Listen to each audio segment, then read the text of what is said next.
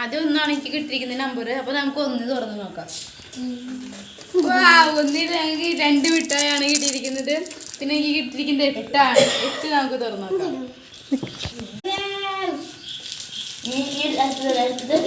അടുത്ത നമുക്ക് എടുക്കാം.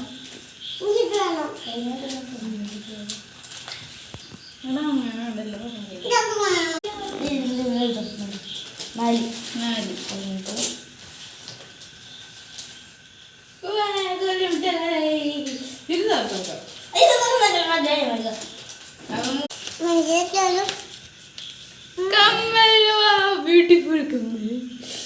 അങ്ങനെ ഇത്ര ഗിഫ്റ്റാണ് പൂജസിന്റെ കിട്ടിയിരിക്കുന്നത്. അപ്പൊ ഞാനെല്ലാവർക്കും ഒന്നിച്ചൊക്കെ തരാം. കഷ്ടപ്പെട്ടുണ്ടാക്കിയിട്ട് നോക്കട്ടെ അത്ര സമയം എടുത്തതൊക്കെ ഉണ്ടാക്കാൻ.